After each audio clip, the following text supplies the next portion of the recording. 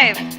Hello everyone and welcome to Samantha Politics, a show where we talk about global politics and women's rights. We have a great show coming up.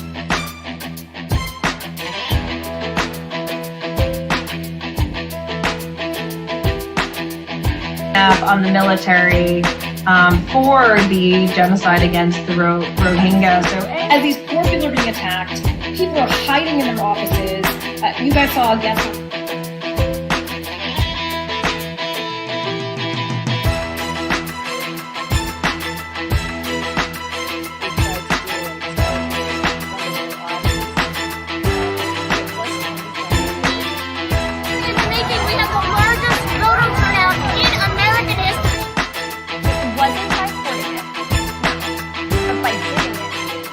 We're going to be talking about Burma and Russia today, but just a quick U.S.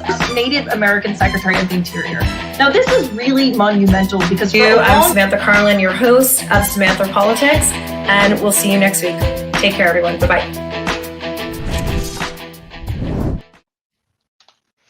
Hi, everybody, and welcome to this week's episode of Samantha Politics. I'm super excited to be here today with three pretty stellar guests.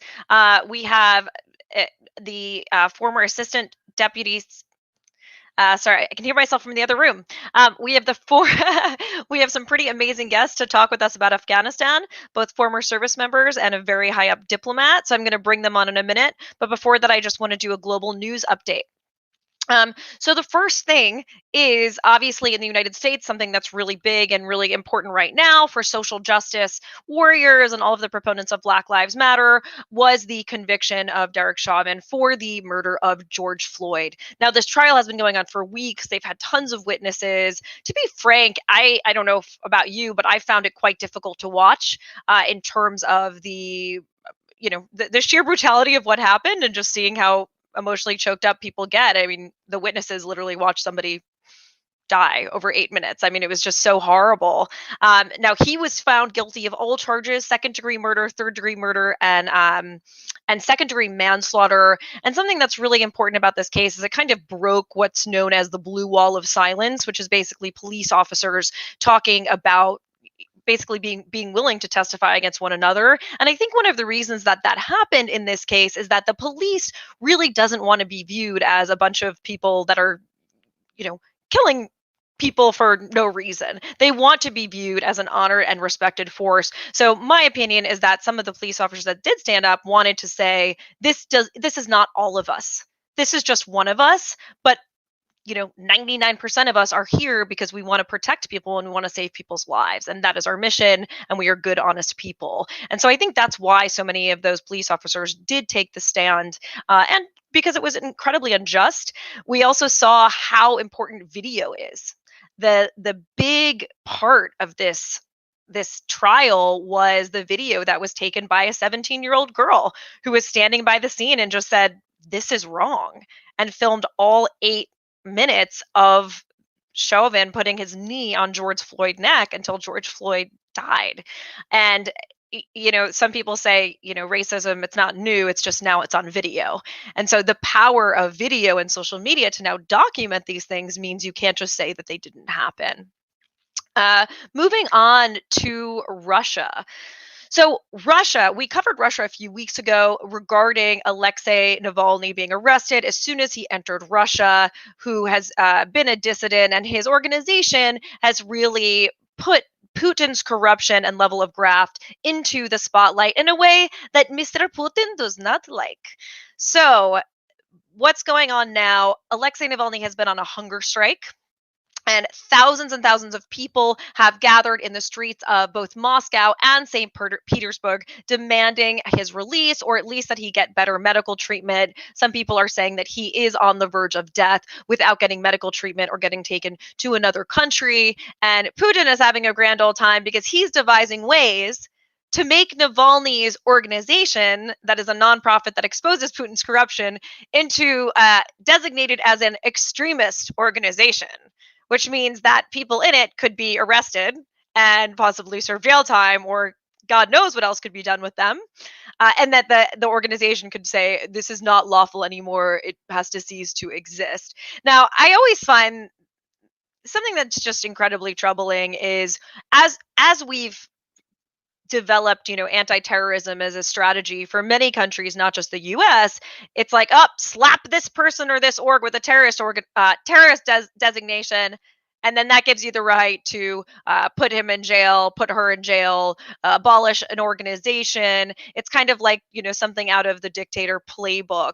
I saw this in Syria, working with a Syrian journalist, that Syrians that were imprisoned and put into jail for being at the protest or filming the protest or were human rights activists, they were told, if you sign a paper saying that you're a terrorist, we'll let you out of jail. But then what does that do? Then Assad can say, oh, all of these people that I arrested, they were terrorists. Like, what was I supposed to do? And in the US's eyes, fighting terrorism seems to always be okay. So we always have to be really wary and I think very judicious when we hear about something or someone being slapped as with a terrorist designation, of what is the motive of the leader there in terms of that designation. Is it accurate?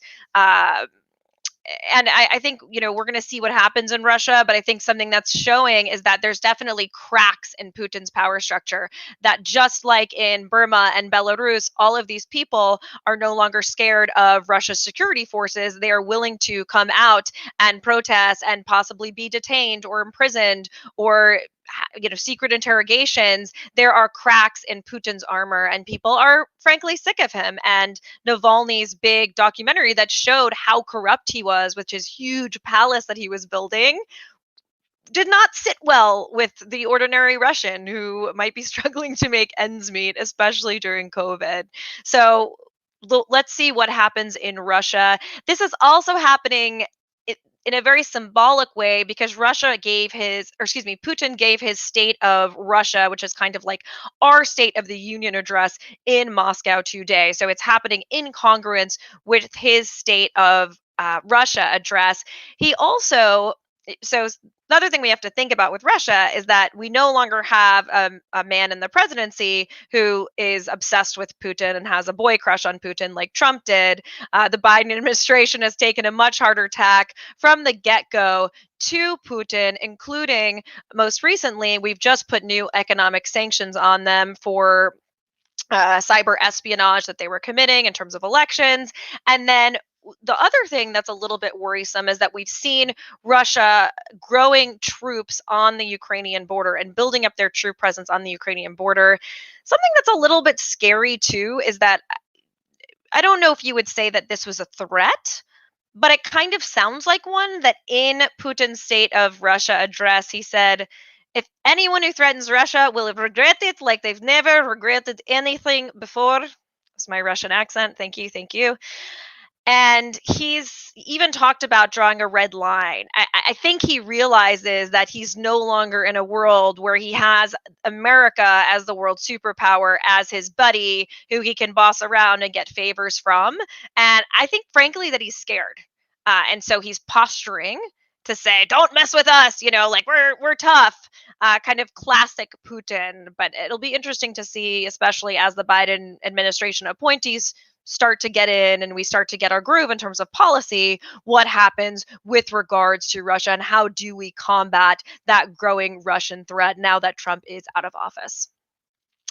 So now we're going to move across the world to Afghanistan.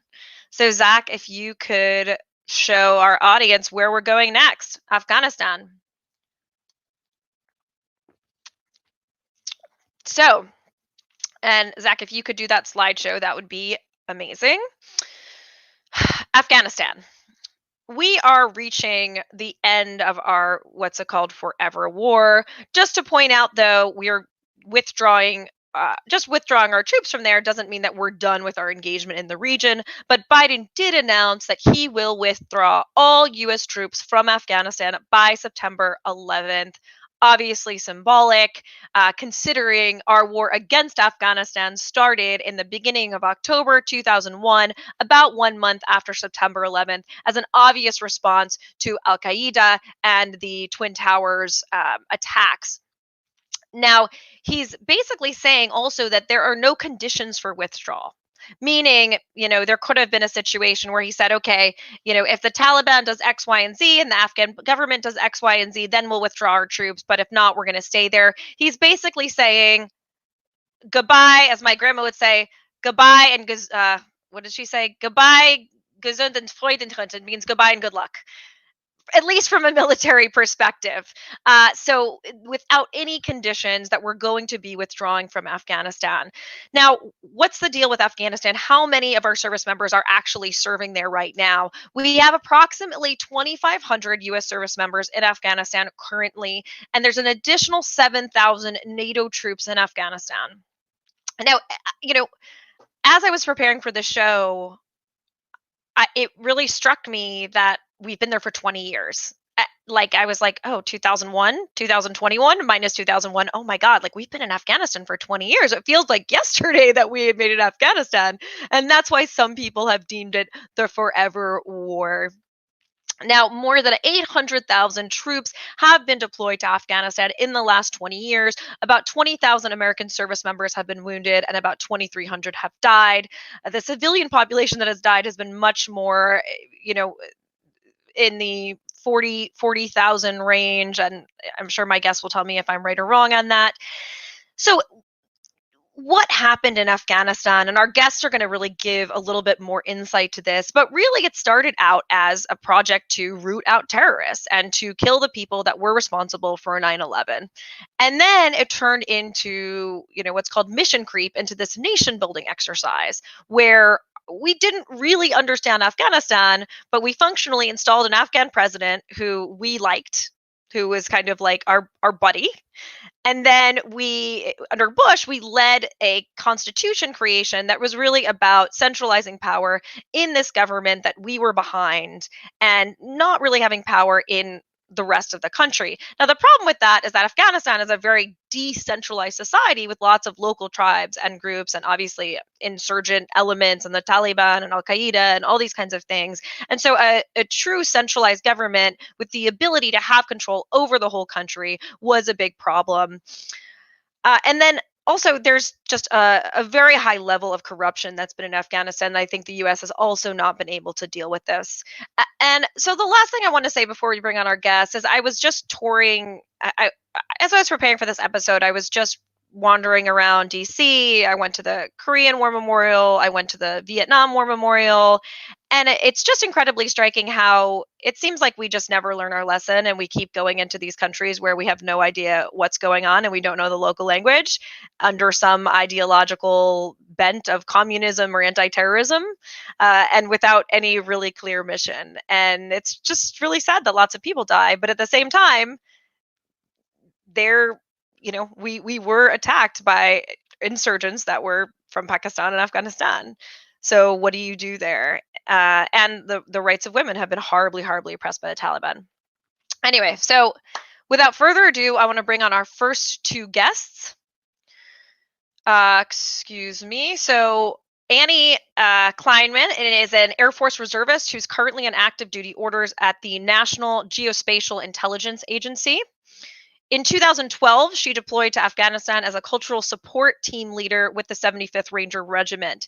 In that capacity, she searched, questioned, and safeguarded women and children during direct action missions. I remember the first time Annie told me this, and I was like, I'm sorry, what? What did you? I was like, that is freaking wild.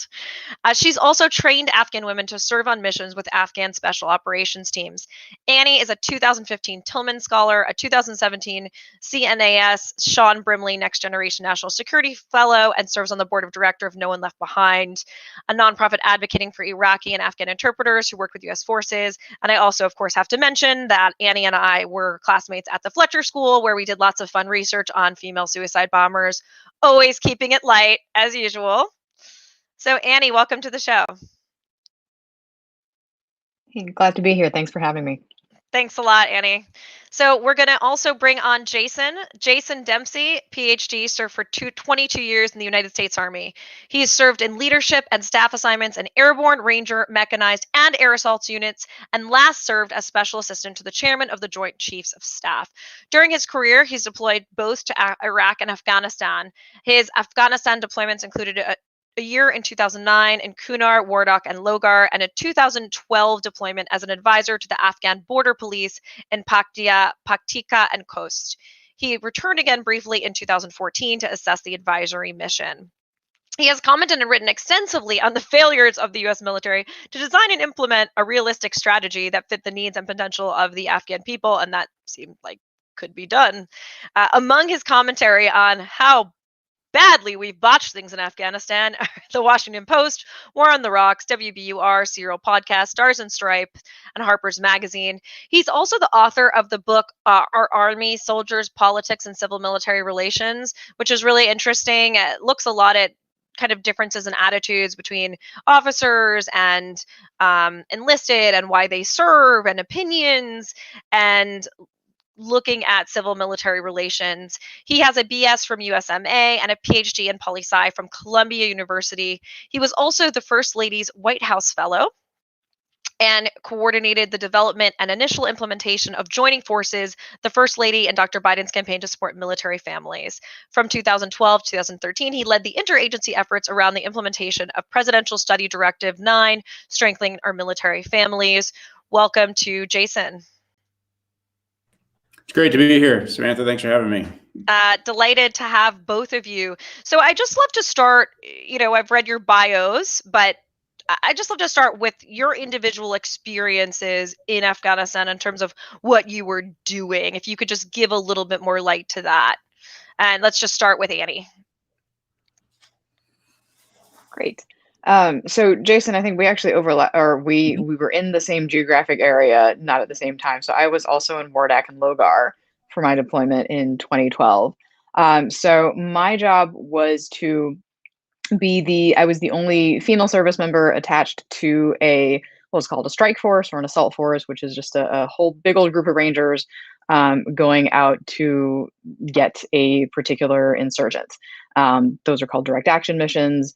Ideally, it would be to capture the guy and any evidence, bring him back, and try to develop further targets from there. And what they realized after several years of doing these missions with all male special operators, because at the time the ground combat ban was still in effect, was that they were missing out on half the population, right? That's like a fairly common thing that people talk about now. They realized that the women were being given incriminating evidence, weapons, things like that to hide. Occasionally, the target that they were going after, the individual would dress up as women, put on a burqa, try to get away that way. And they knew that the U.S. forces couldn't really do anything about it because of this huge cultural backlash to, an American big hulking special ops guy, all kitted up with weapons in the middle of the night, trying to do hands-on searching of an Afghan woman. That's just a complete non-starter. There's just no way that was going to happen. So the solution to that from the U.S. military side was to get U.S. female service members, give them a little bit of training, and then kind of throw them on together with these teams. And by the time I deployed, this was not really a new concept. This was done in Iraq with the Lioness program, with the Marines.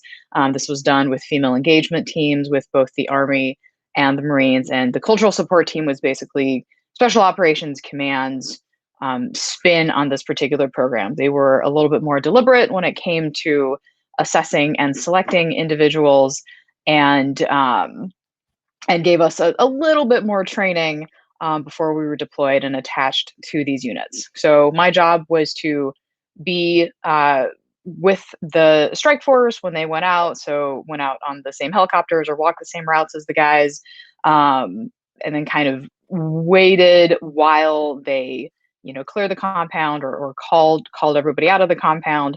Then once they sort of got all of the women and children off to the side, that was my job then to approach the women and children, introduce myself. And I was there almost to kind of calm things down for them. Annie, a little bit. What did you say? Like, they're going after, they're going to go kill your husband? Like, how do you, what exactly did you say to them? Actually, I think I remember about 5 seconds of Pashto. I'm not going to embarrass myself, but I would start with like, my name is Annie. I'm an American woman. I'm here to try to keep you safe. We actually emphasize like, hey, I'm here to keep you safe. I want to keep you and your family safe. I'm trying to protect you. Because imagine, it's 2 a.m, you've been pulled out of your house. There's a bunch of Right. men with big weapons running around, and you don't know what's going on. And then I would tell them I need to search everybody. And then after that, I would try to get some answers. And it was very basic. It was no crazy, interrogations or anything like that. It was just, who is all here? What are their names? Who lives here? Are these family members? Did anybody leave? Did anybody come in the middle of the night? Just trying to figure out what was going on. And do you feel like people are generally pretty honest with you? I mean, I think so. We had, I think, very different experiences depending on which part of the country we were at. We had some team members where, they said they felt that some of the women were being just very kind of deceptive or not complying. I never ran into that. I felt like for the most part, they would just kind of answer the questions that I asked. But I mean, they could have been lying, and I don't really have a good way to verify. The best thing that we could do is I would get my answers talking to the women and children. I would compare that with my teammates who were talking to the men and see if things matched up. Great. Awesome. Thank you so much, Annie. Jason, can you dive into a little bit? I know you did 2 different deployments. Yeah. My assignments were, the first one is kind of what you'd expect out of a infantry battalion and a brigade. So, when in 2009, if you remember, we did not, the surge had not begun yet, but we were diverted from going to Sadr City, Baghdad, and sent we knew it was coming, but they made the decision fairly at the last minute in late 2008 to send us to Afghanistan. And the idea back then was establish a heavy presence on the east side of the Korangal River and the border with Pakistan in order to relieve some pressure on where most of the fighting was, which was the Korangal. Continued that in 2009, working just south of Kabul and Wardak and Logar, where we saw a lot of the car bombs that were hitting Kabul seemed to be coming out of there. That was a fairly conventional assignment, even though at the time we were already leaning in and saying that our job was to train the Afghan forces to stand up on their own. I left at the end of that year after 12 months and then wanted to get back as soon as I could. So I went back in 12 and 13, commanding an advisory team for the Afghan military and worked there more closely with the Afghan border police, several thousand kilometers of border, basically from where I'd been previously in Kunar, but further south through Host and Paktia, which were areas where the Taliban had kind of originally gotten its foothold into Afghanistan. So that's what I did through 13. And then, like you said, I went back briefly in 14 to the same area and kind of assessed where we were on the advisory mission.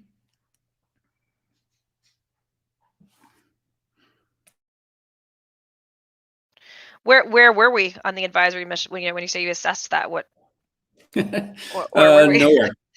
Nowhere. The one thing, the interesting thing, so the experience of most Americans in Afghanistan extends to going there for 7, 9, or 12 months, typically once, very rarely in the same place. Or if they go back and forth, they're typically or often in entirely different roles. If you were to look at the storyboards, the storyboards, the way we'd promote our success and say, the Afghans can now do this, or this was a great mission, look at all that we achieved. All the storyboards that we created for the Afghan military in 2009, I was a little disappointed to see that we were still creating the same storyboards in 2012. Everybody was teaching the same things. Like, look, we introduced them to direct fire. We found a new way for them to call for aircraft. We taught them how to read a map. And again in 2014. So basically, the American military was on a treadmill because we're the wrong tool for the job. And so most military would go in, do what we felt comfortable with, and assume that somebody else was handling the larger structural questions. As much as it pains me and as much as I felt and worked hard and thought I was trying to do good things through the 12 and 13, I can say that mission was almost utterly and completely a failure. Annie, what do you think? I mean, do you feel like your time in Afghanistan was a failure, or what do you think you feel like, did you feel like you were accomplishing things there? And do you feel like, we did anything good in Afghanistan? I mean, I only had the one deployment. I had about 8 months in Afghanistan. So exactly what Jason is saying, like, right, I didn't go back to the same region to kind of see where we were at further on down the line.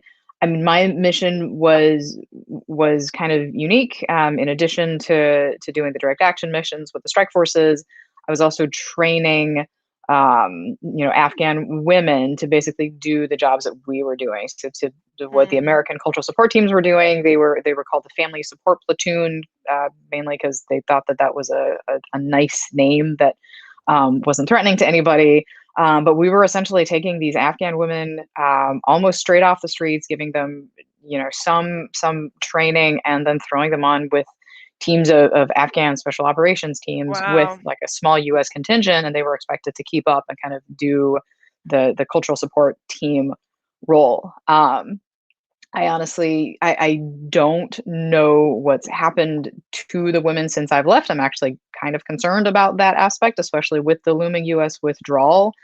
And again, this might be just me leaning into confirmation bias, or hoping to make myself feel better that we did something good.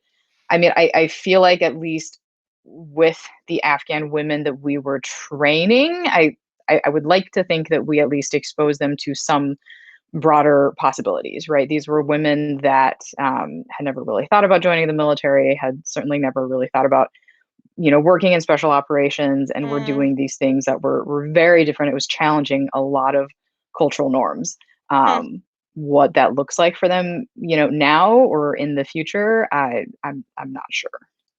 So let's get right to that. What is your opinion, each of your opinions on the U.S. withdrawal from Afghanistan? Let's start with Jason. You're on mute, Jason. Such a rookie move. It was time to go. We had done what we could, and it's fascinating to me because each of us went and we did the right thing. We did the best we could within our lane.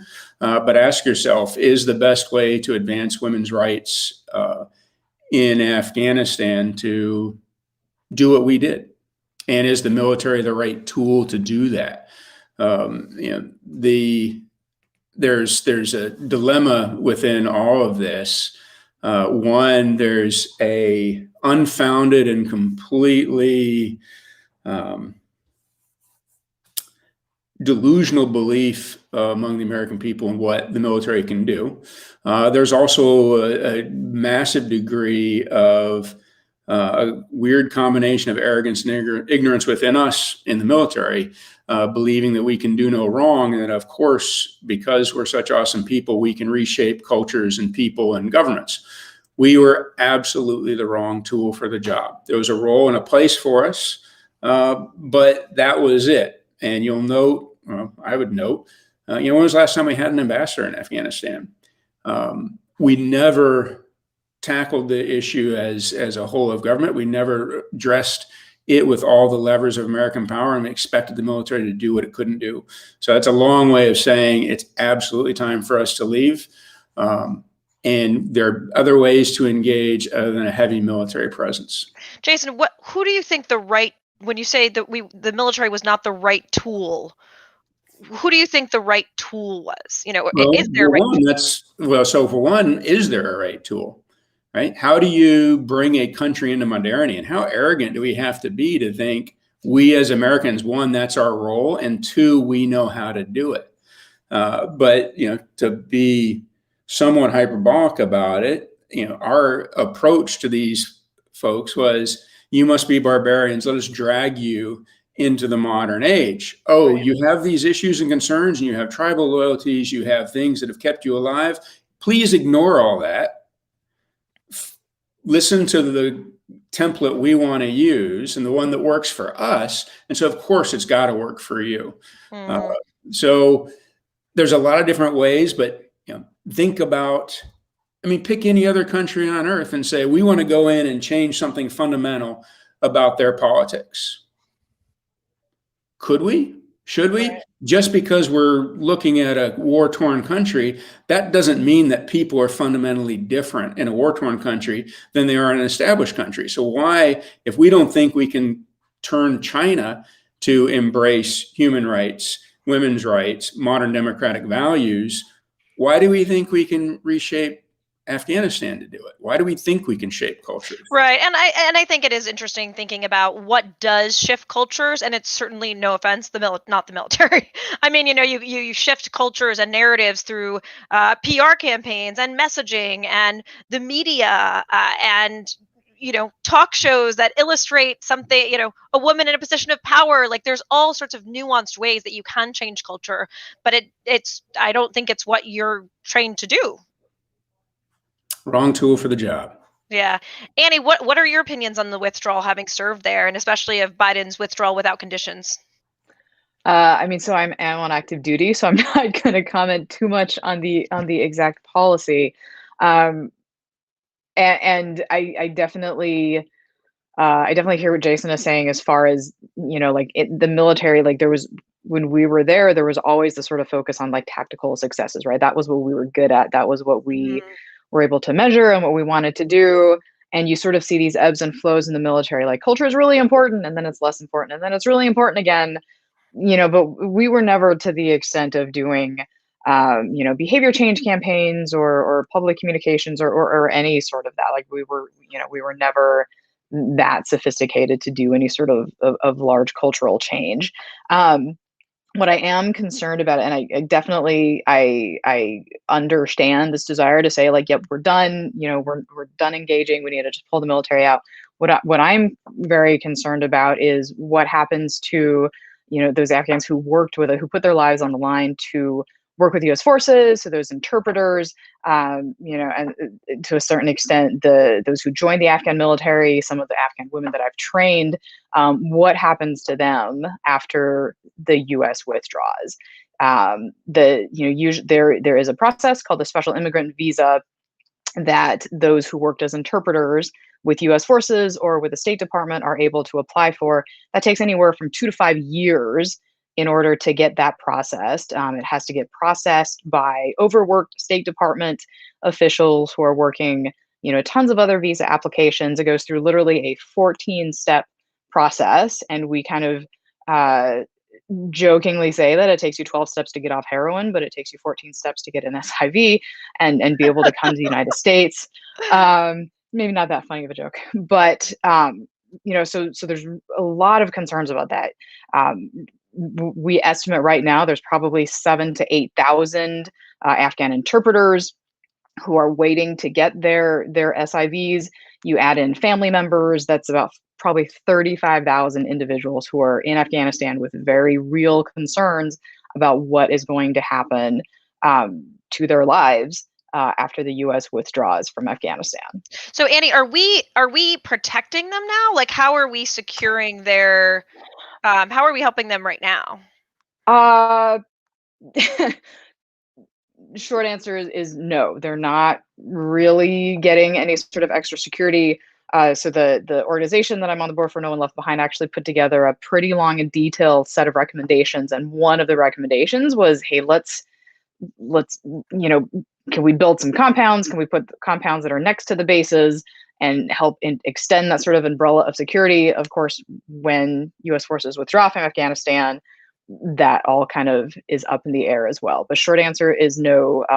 They're not really getting any sort of extra protection. Lots of them are getting death threats.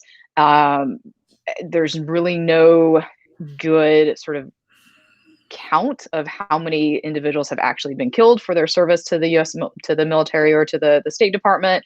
Anecdotally, we're tracking about 300 interpreters that have already been killed while waiting for their visas to get processed. And again, 7,000 to 8,000 more just waiting in limbo, trying to get to the States. Jason. Annie brings up a really great point, and it's the hardest part of all this is seeing an entire generation of Afghans who fought with us, who believed in our ideals, who said, you know what, I'm going to throw in my lot with you guys.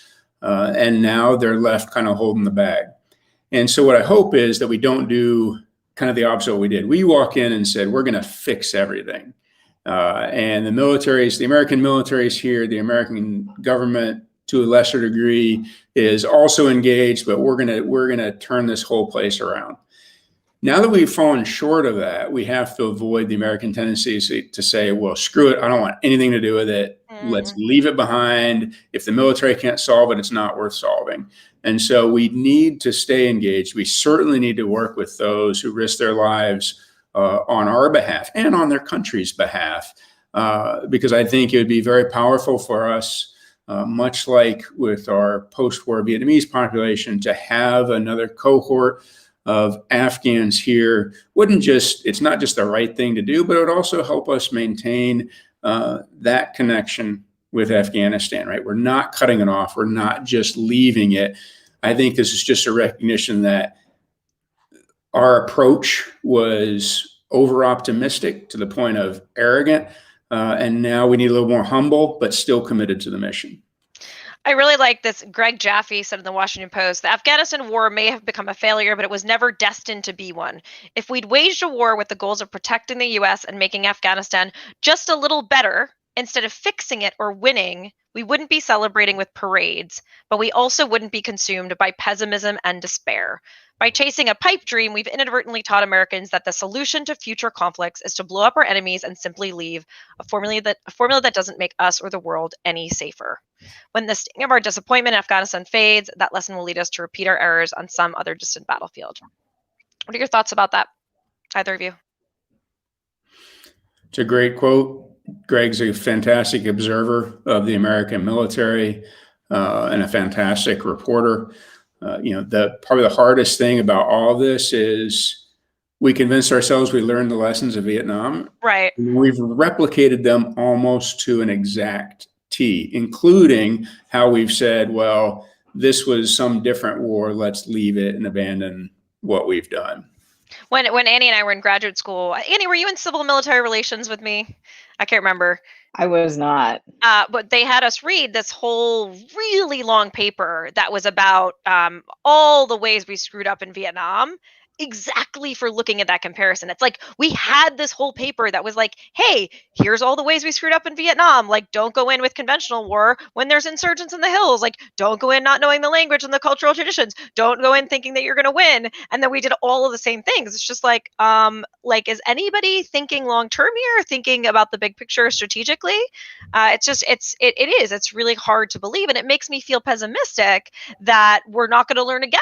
And we're going to, something's going to happen. Someone's going to attack us and we're going to end up in North Korea or some freaking other country without thinking, because we're pissed off and we're angry and we're upset.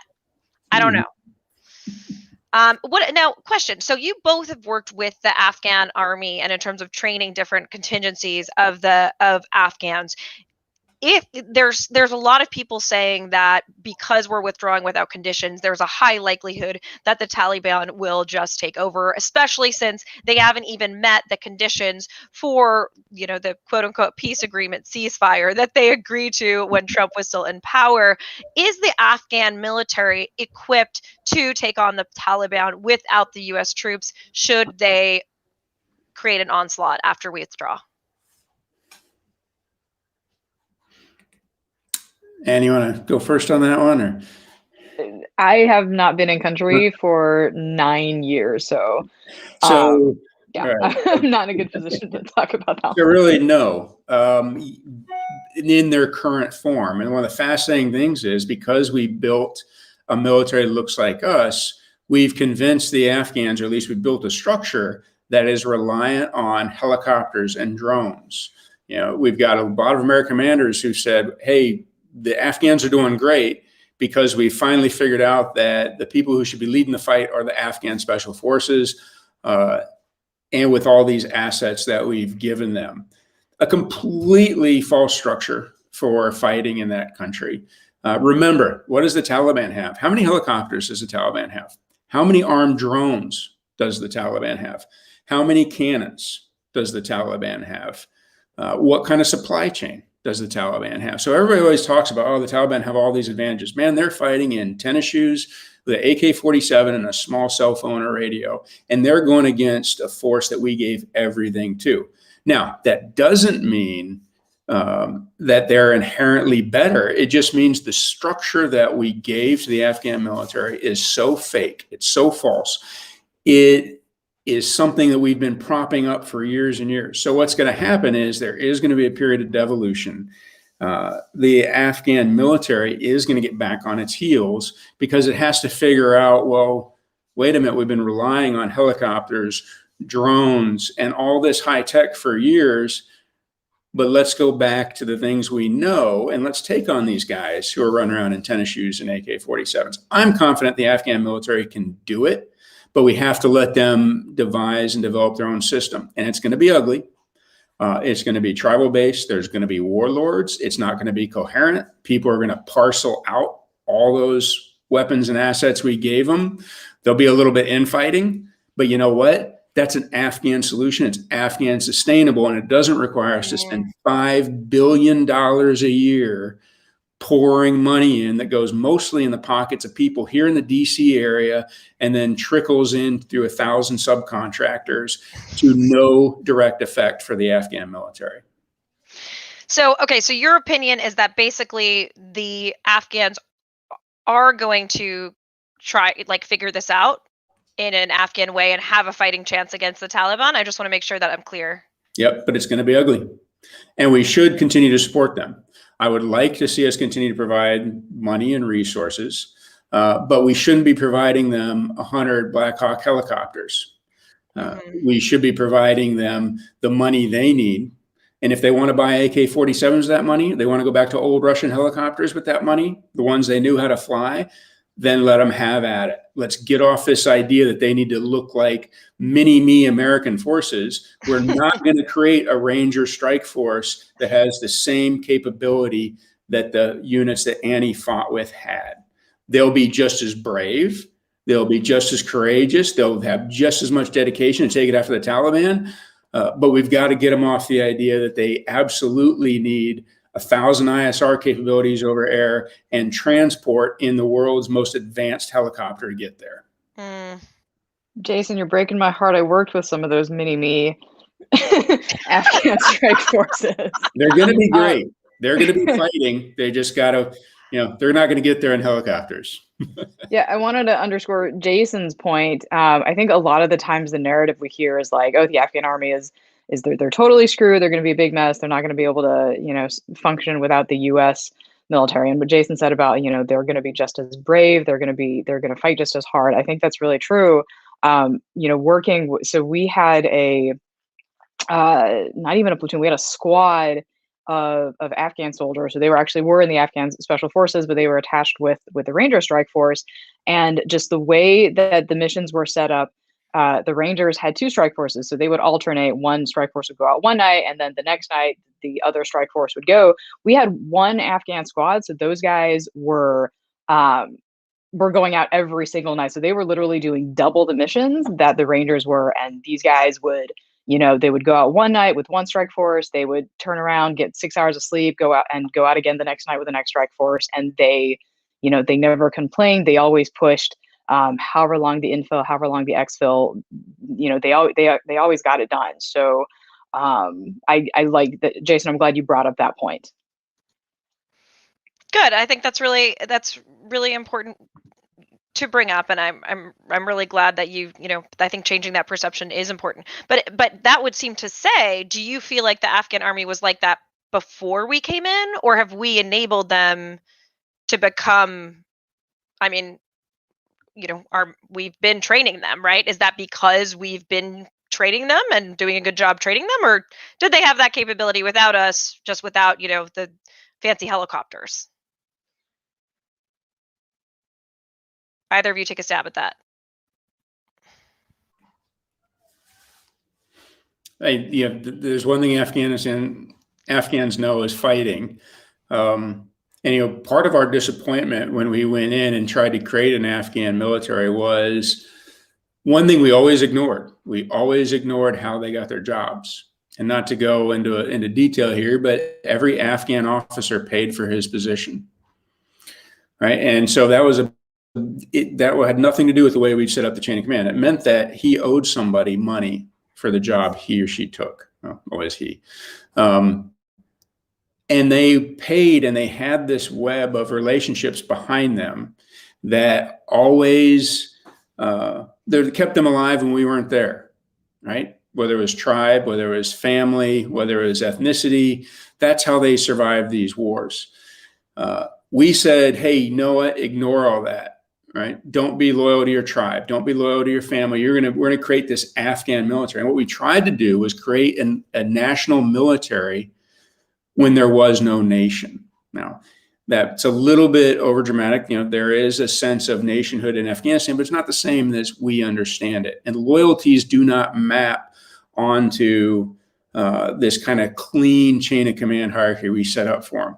So one, they've always known how to fight, but they haven't always known what to fight for and who for. And so, of course, there was a ton of friction in the system we set up for them. As it devolves, and again, there's going to be tribal militias, there's going to be warlords, the military is going to be parceled out, but those will be Afghan organic power structures that people will fight for. They're things they understand, and they're not this fake structure that we tried to impose on them to kind of take them from where they were to this weird ideal of where we think they should be based on our experience. Mm-hmm.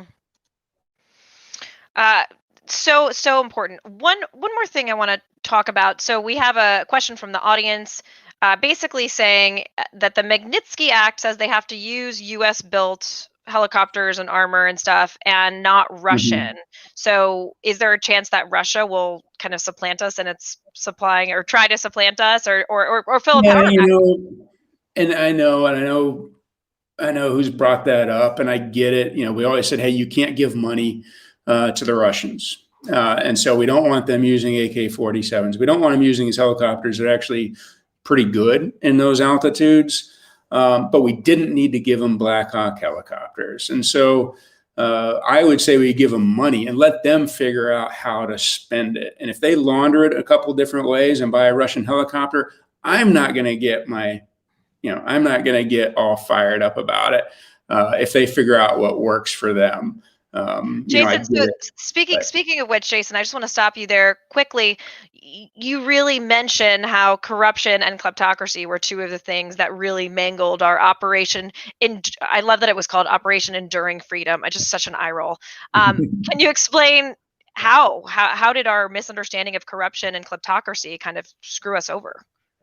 Because we did it in all the wrong ways, and because we both, I would challenge anybody listening to this, say, okay, hey, I want you, wherever you are, either of you two, if I gave either of you $1 billion and sent you down to New Orleans to build a police force from scratch, how much that $1 billion you think you get robbed of, or swindled out of? So one is just this idea that, hey, we can go into foreign cultures and shape things, and that corruption is something that somebody else suffers. If we realize that we're just as corrupt as anybody else under the right circumstances, I think we'd have dealt with it a little better. One thing I would say is, in our supreme arrogance and ignorance of the way we dealt with contracting and building in Afghanistan, I'll try to keep this short. We would look our Afghan counterparts in the eye and say, hey, we need to build a base in this area. It's probably going to cost about $1 million. But I can't give you $1 million because I know that you're going to take several hundred thousand of that and you're going to pay off yourself, your friends, your family, local power brokers, et cetera. Maybe we'll get a base that's $500,000, the base. So what we did instead, in all of our great wisdom, was we said, well, we're going to centralize construction of that base. We're going to send the $1 million up through Kabul. We're going to put it through American military contracting processes, and we're going to work with a central Afghan government system. What that meant was that we got robbed by people in Kabul. They took the money out of it. They subcontracted around. Lockheed took their first cut. They subcontracted to somebody else, KKR, Fluor, you name it. Everybody grabbed the big contract, subcontracted it out, such by the time it made it to the district where we were, it had been subcontracted so often that my Afghan counterpart, when we'd go to a base that had been built, the first thing he'd do is he'd start scratching the concrete. And inevitably, he'd be able to scratch and crumble the concrete with his fingernail because it had been so poorly constructed. Now, he didn't spend the money. None of the money went to him. And so he felt no ownership for it. None of the local power brokers have been bought off, so they didn't care about it. And so we basically got robbed by somebody else, but we didn't even get any local buy-in out of all that money disappearing. It went to everybody else but the local people whose buy-in we needed and that we needed to pay off. And we should have trusted that first Afghan with $1 million and said, figure it out. He would have built something. He would have had it protected. He would have paid the right money for it. It had been in the right spot. But we didn't trust him. We trusted ourselves and we got robbed by somebody else. Yeah, I think that the book Thieves of State by Sarah Shays is really great in terms of highlighting the levels of that we just didn't know what we were doing, and we were just throwing money at people and things without really having any idea whether anyone was going to be following through on anything in Afghanistan. And at the end of the day, what that did, for as much as we would push out the military, everyone else saw everyone in Kabul making narco palaces. Like literally they'd call them narco palaces because they'd be these giant houses when they weren't building houses in Dubai and UAE with all the contract money flowing through. And so what it did was, no matter how much Annie went out, no matter how much the squad she went with fought, they'd say, hey, yeah, great. You guys are doing great things. We think you're killing the right people, whatever. But I don't know, you still work for an utterly corrupt government that doesn't have our interests in mind. So I'm still going to be on the fence. Right? Just because you killed one bad guy doesn't mean I necessarily love you, because I think you represent a bad guy as well. And so that was kind of what the treadmill of dysfunction that we created through our ignorance. Annie, any comments on corruption? I was at such a tactical level that I didn't really see kind of that stuff. I think the closest, most relevant anecdote I have is when we were training the Afghan women, I remember we kept saying like, nope, the Afghans have to go to their own supply chain. They've got their own S4 shop that we've set up for them. And my Afghan girls were having to pay for their own boots because they literally did not have boots their size for them within the Afghan military. So they were going on literally, eBay or whatever, buying their own boots because they just couldn't get that out of the Afghan supply chain. Wow, with all that money, no boots. Okay, well, you have both been so awesome. We have another amazing guest waiting in the wings. So I feel like I could sit and interrogate you both for the next 2 hours, but we have to move on to the diplomacy side of things. But I really want to thank both of you for coming on Samantha Politics to share your views. Thank you for your service in a very difficult and not too clear situation. So again, thanks for coming on the show. Thanks for having us. Thanks for having me. Thanks, guys. Thanks for your service. Bye.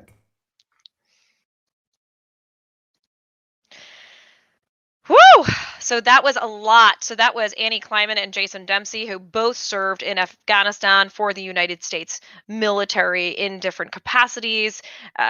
Just so many takeaways from there. I think my biggest takeaway was that the Afghan Army, this perception that the U.S. is just going to the country is just going to be totally screwed as soon as the U.S. military leaves. And so I feel a little bit of hope knowing that their experience with the Afghan forces know how to fight and they will do their best to fight off the Taliban. I want to bring on our next guest, who is incredibly impressive. She is Annie Pforzheimer. She retired from the State Department after a 30-year career, which culminated in her serving as the Deputy Chief of Mission at the U.S. Embassy in Kabul and the Acting Deputy Assistant Secretary of State for Afghanistan. She is now a Senior Non-Resident Associate at the Center for CSIS, the Center for Strategic and International Studies, a member of the Council on Foreign Relations, and comments publicly on foreign policy. She's also active in political advocacy and serves on several nonprofit boards, including Women for Afghan Women, an organization promoting women's rights and safety in Afghanistan.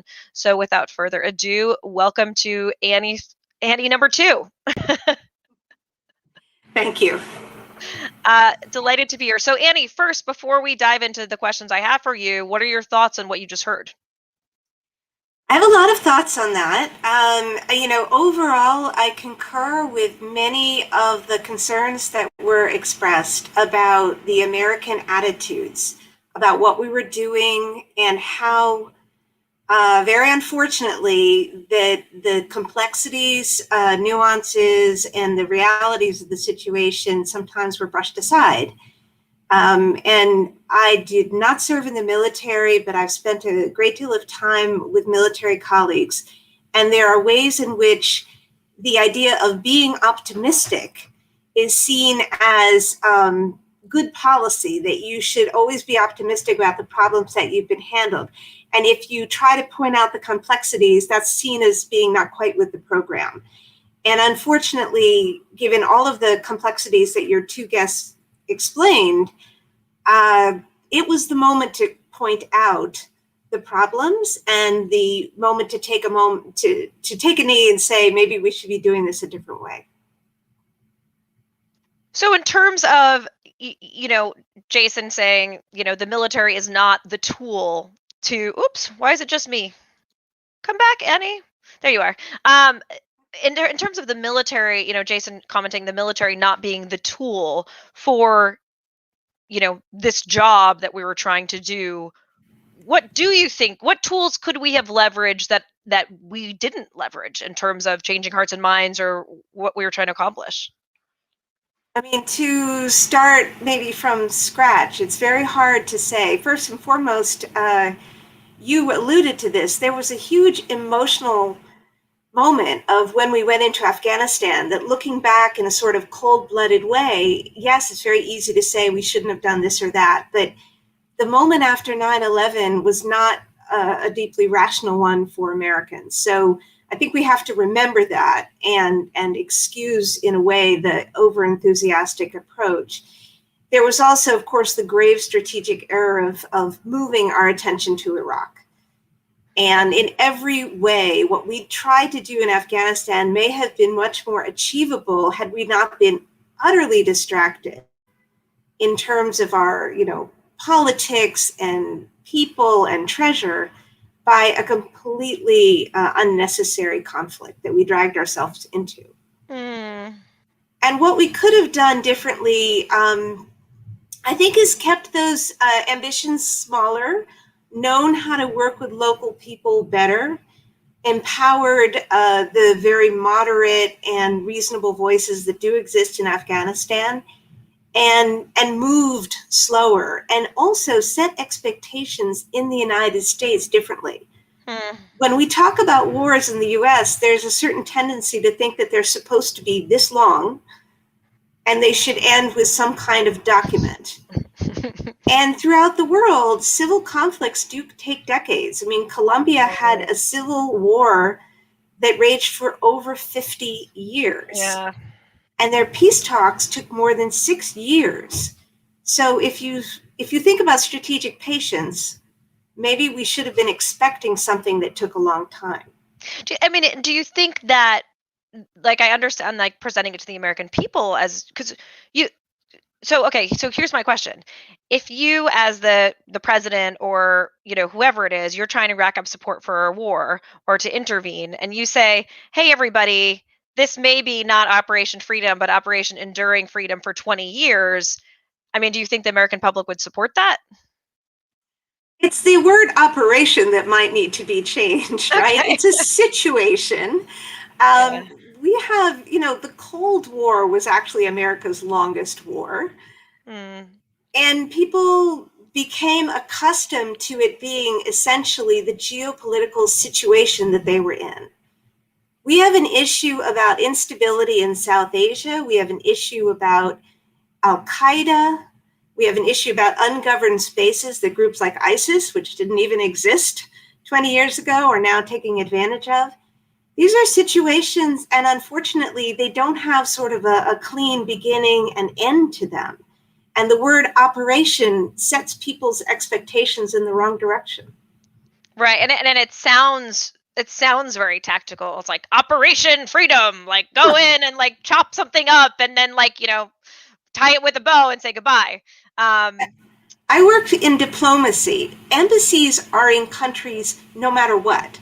People used to ask about us and say, well, are you going to leave by this date or that date? And I would say, we're an embassy. We have embassies in China. We have embassies in Russia. we're supposed to stay no matter what. So the diplomatic mindset is not that there's some kind of end state that we're aiming towards. We're just in a world together trying to exist in a way that has advantages for our country. Now, Annie, can you walk us back to when you were the deputy chief of mission at our embassy in Kabul and what was going on there when you were there? Well, I served in Kabul twice, and the second time between 2017 and 18 was a very violent period, but ironically a bit more hopeful. What happened at the beginning of the Trump administration was a policy review that was very much controlled by the then National Security Advisor, General McMaster, who himself had served in Afghanistan multiple times, had a very deep understanding of the complexity of the problems. And he set up a South Asia strategy, which the president agreed to go along with. He let it in place for about a year and 10 months, a year and 3 months or so. And it was a strategy that for the first time wedded the United States to a political negotiated settlement rather than a military victory.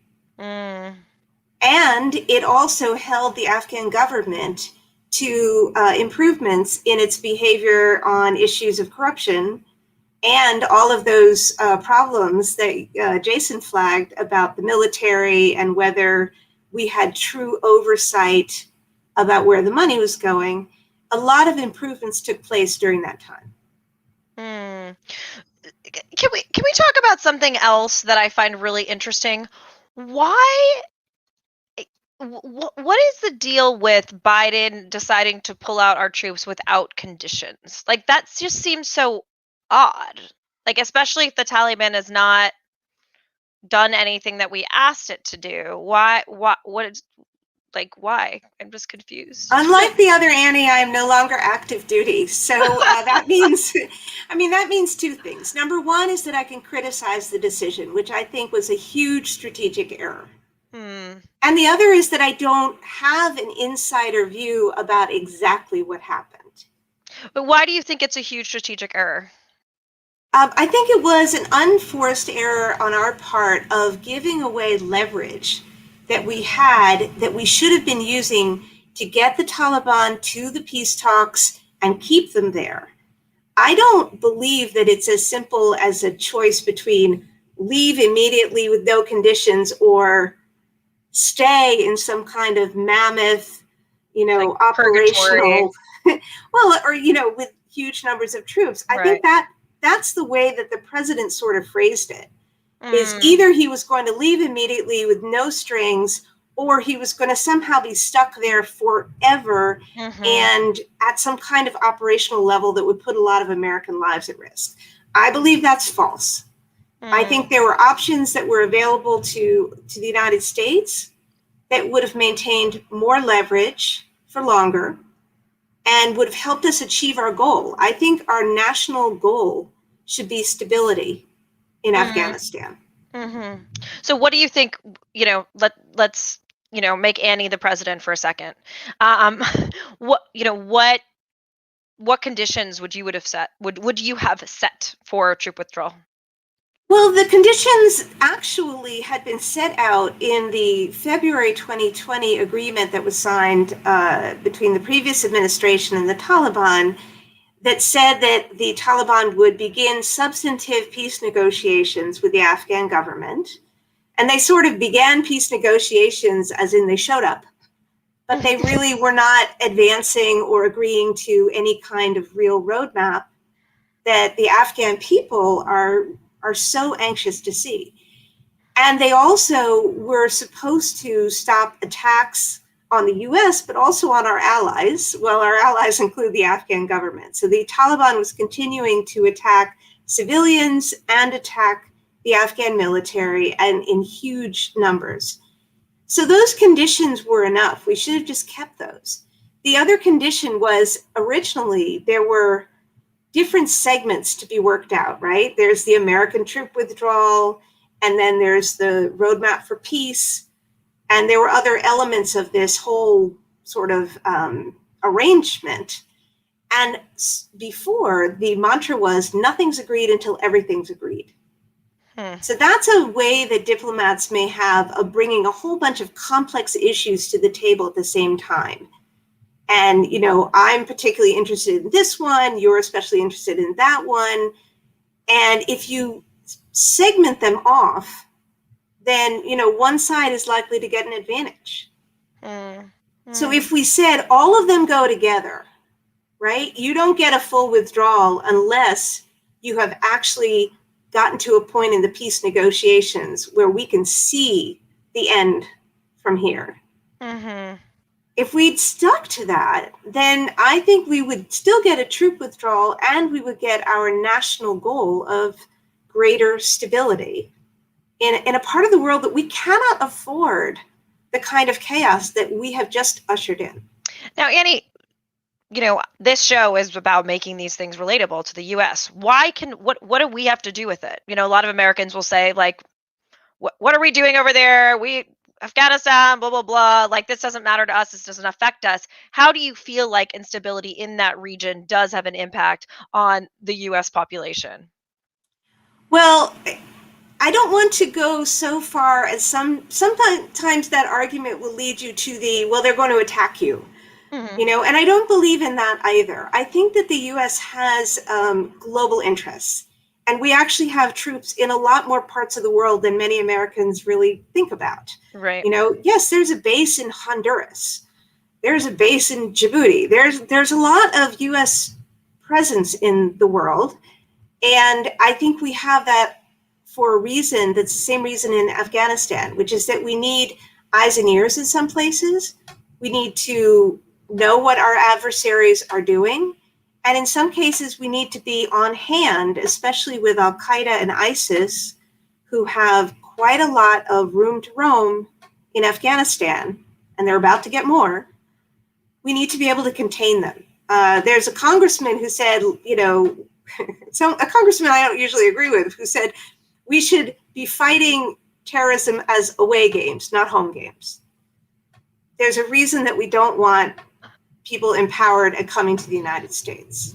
Right. So that leads me to my next point, Annie, is what do you think is going to happen? I think the most vulnerable people in Afghanistan are about to pay a heavy price. At this point, any Afghan will reasonably say something is going to happen. Maybe I need to arm myself. Maybe I need to know somebody who's got weapons, or maybe I need to leave. I have to tell you this one. It's not a story, but it's just an illustration. I like stories. Well, so a friend of mine said this to me, but he said, okay, this is about me. I'm in my late 50s, right? An Afghan who is my age in their lifetime has lived under a monarchy, a socialist government, a communist dictatorship, anarchy, civil war, a theocracy, and democracy. Okay, that's one, late middle-aged person. Wow. What is a reasonable thought process for somebody who's lived through all of that? It is they have to protect themselves. They can't trust us. I mean, they did trust us, and now they're regretting that. But that's what governs behavior sometimes. That's even what governs, in some cases, corruption. Is if you think, I don't know what the next finger is going to be, right? I've just counted off 7 things. What's the next one? If you don't know what that is, then you really think, I better be ready. And my family better be protected. So it's hard to, as people say, you want to think about the nation, about institutions, et cetera. But it's pretty human to also think about, how do I protect myself and the people I love? Now, now, Annie, what about women, right? There's been so much, the Taliban's view of what women should be is in the home and having not very many rights and Sharia law, and just, it's not good. So what's your opinion on what's going to happen to women when we withdraw our troops? Well, first of all, I want to say that what we see, and we talk a lot about the advances of 20 years, and sometimes I think there's an idea that maybe it's just some elite group of women in Kabul and the big cities that have benefited from these advances. But 80% drop in maternal mortality and a rise in girls in school from 0 in 2001 You say to an about 80% drop in maternal mortality in the yeah, last 20 years, or in yeah, what? in Wow, the last 20 that's years. tremendous. Well, they've also added the nationwide, men and women have added about 20 years to their life expectancy. Wow. It's been on that level. I don't think that gets enough appreciation. The humanitarian and development work that has happened from the United States, but really also from the UN, European partners, has been tremendous. Just making people have access to healthcare, period. And education. There are 9 million kids in school. There used to be, when we arrived, there were 900,000, and they were all boys. So it was, Wow. that's where you say the advances. It's not just about the fact that there are women who are ministers, although there are women who are ministers. And there are definitely a lot more women who are breadwinners, especially widows, who have the possibility of earning money, which the Taliban would deny them. I am very fearful what we see in the areas that the Taliban has under their control feels like the prelude to what they would try to do with the whole country. Can you give us a briefer on what they're doing in those areas? They often are denying girls the chance to go to school after 6th grade. And there has been, in a few cases, they have told female NGO workers, health workers, et cetera, that they shouldn't go to work. Wow. And they may reinstall laws, for example, that say that a woman can't take herself to the hospital. She has to be accompanied by a male relative. And the Women for Afghan Women, the organization that I do some work with, they have shelters in throughout the country that are telling women about their rights, but everywhere. And this is, of course, not just in areas controlled by the Taliban. Women in Afghanistan are subject to terrible domestic violence. So can you tell us more about this organization that you serve on, Women for Afghan Women, and how did you get involved with that, and how can people help? Oh, well, thank you. They are tremendous. And in addition to sort of helping the women who come to them, who are in some cases fleeing some real brutality that I think you have to read some of the stories to believe it. They also engage in mediation with male relatives or female relatives, frankly, to try to get the women into a safe environment. And I always say that this is the kind of thing which is like the peace talks in Doha, but it's happening in villages. It's happening at the grassroots level. There are women and men who work with this organization who are versed in Islamic law. And they are able to make the case that abuse isn't sanctioned. So they're a great group. They have a website, and they also have a site in New York. And that's what really drew me to the organization. Was I now live in New York after leaving the government, and they have this great presence in Afghanistan. They advocate for women's rights, and they have a center in New York that helps immigrants. So for all of those of you out there, I'm just going to stick into the chat the website for Women for Afghan Women. It's literally womenforafghanwomen.org. So Zach, if you could just stick that in the chat, that would be great if you want to support the work of Women for Afghan Women. So one thing that I know is important to you, Annie, and is also, I think, important to me, is that this, like you're saying with our embassies don't disappear because we pull troops out, that even though we're drawing troops out, it doesn't mean that our diplomatic engagement will stop, or even that our funding to support the Afghan troops will stop. So what is the U.S. interest going forward, and what are the things that you think we need to keep engaging in for national security purposes? Thank you. Such an important question. Having lost the leverage that I think we should have had through the troops, we need to keep the leverage that we still have. We have to protect it. I think continuing diplomatic pressure on the Taliban is one of the big tools that we have.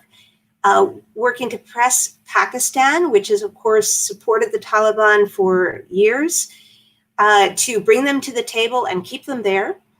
But we're also reaching out to countries with whom we don't have great relations, but on this we work together, like Russia.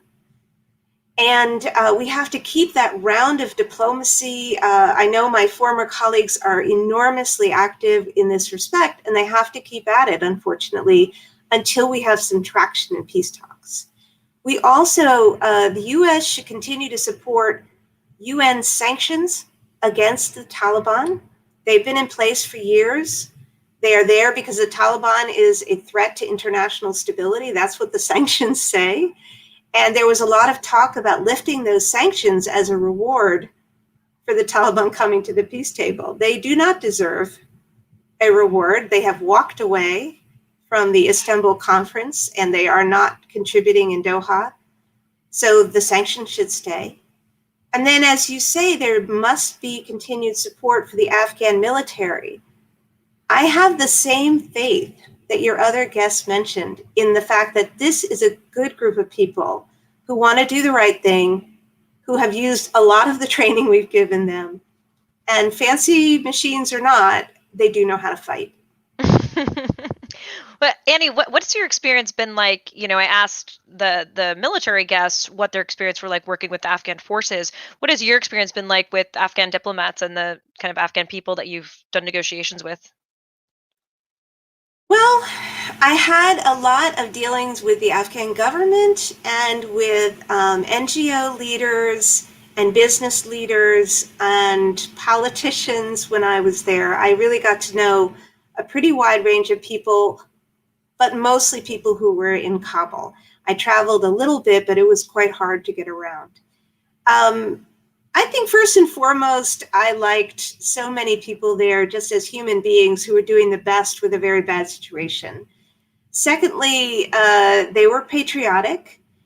And there is a strong sense of Afghanistan as a country, I believe that. But thirdly, they were, as this sort of description of giving maybe too much money or attention, sometimes there was this idea that the United States had all the answers and that they didn't have to take hard decisions and come to uncomfortable alliances. They would work harder at getting us onto their side of the argument. What do you think about like the deception? There was an interesting quote about that most Afghan officers had figured out the right balance to appease Americans or in a hurry to show progress. That, were people kind of being deceptive at all in terms of trying to say, oh, we love Americans, but. Yes. In a nutshell, as a diplomat, and I've worked all over the world, this is the kind of thing you're used to, that people are very complimentary. Everything I said was brilliant. And I mean, it is, Annie. Well, and you can't take that too seriously. You know that you are in a sort of a game. And part of the game for them was to, as I said, make sure that they were seen as being in very good, terms with us. Well, one part of the South Asia strategy I participated in personally was a once a month meeting to talk about corruption.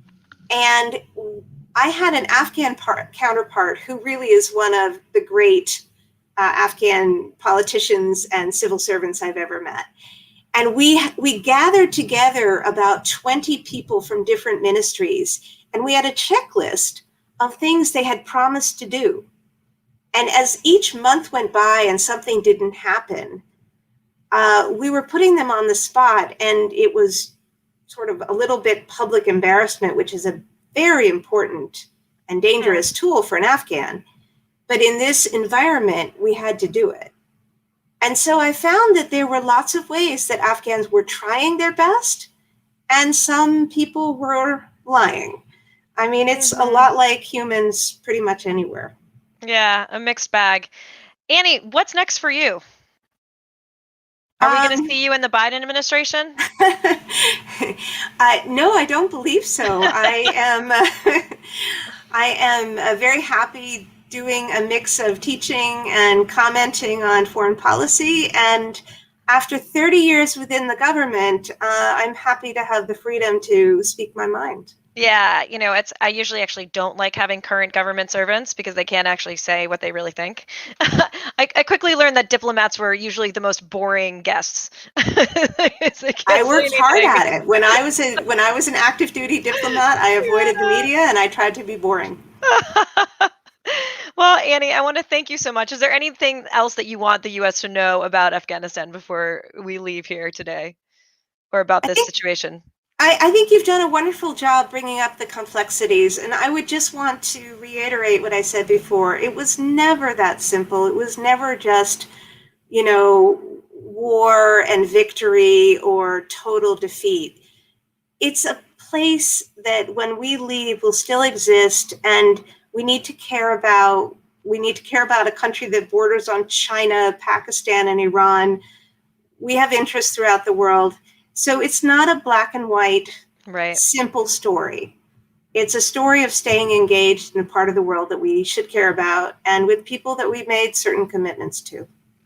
I like that. It's a story about staying engaged in the part of the world that we have strategic interest in and people we have, made commitments to. As you were saying that, Annie, I think maybe that too much of our foreign policy is based on like the idea of a sports game. That there has to be a winner or a loser, and that you don't leave the field until somebody wins, right? And there's one side, and sometimes I'm a big advocate of feminist foreign policy. Sometimes I wonder if these sports analogies just kind of literally kill us, because it's like, no, there's not necessarily one winner and one loser, and it's not in a finite period of time. No, that's absolutely the case. It's the sports analogies. Sometimes it's the movie, where people think, oh, it's like a movie. There's an ending and the credits roll. And say, well, there's a day after, and we do have to care. Well, that's a beautiful way to end. Annie, I want to thank you so much for coming on the show and sharing your views with this audience and your incredibly important views. And I also want to thank you for your service in a very difficult part of the world, and I'm sure difficult to be a woman as well. So thank you so much for your service. Thank you very much for having me. Such a pleasure, Annie. Take care. Well, that was amazing. That was Annie Sfortzheimer, who was the acting Deputy Assistant Secretary of State for Afghanistan, and she also served as the Deputy Chief of Mission in Afghanistan. And I think a lot of really, really good takeaways there about how we need to stay engaged. We need to care. This is a part of the world that is important to our strategic interests. And we also have to realize that, I think that analogy you're talking about, how the average Afghan has lived through 5 different types of government, is pretty striking. If you think about America, we get nervous when our democracy is like, but we've been a democracy since our birth. And there is a certain amount of stability, and knowing that, even if some elements take power that we may not like, or may have more populist elements, that ultimately we are a democracy, and that our system of government's not just going to change tomorrow. And so, how does that affect you and your life if you have that instability of not knowing what's going on? You have all this foreign intervention and what's happening. I just can't imagine the extreme resilience of the Afghan people. So I want to thank our amazing guests today, and I want to thank you for watching Samantha Politics. I hope that this was interesting for you. If you liked this show, please like us on Facebook. That enables us to get sponsorships. And also, please share this episode with your friends, your family, your LinkedIn, so that we can coverage this important work looking at U.S. foreign policy, especially with a focus on women's issues. So again, like that, share it. Make comments. If you want to be a sponsor, please feel free to reach out on our Facebook page on Samantha Politics. If you have a show idea, also please feel free to reach out. I'm happy to be open to pitches. I also really want to thank the most amazing team at Stream Inspectors. They are the leaders in live stream production, and they made that really cool video that if you saw at the beginning of the show with me on multiple television screens looking really cool. So I really want to thank them for being a sponsor of the show and for doing an amazing job producing. Next week's show, 7 p.m. Wednesday. Mark your calendars, and I'll see you next week. Thanks again for watching Samantha Politics. Bye-bye.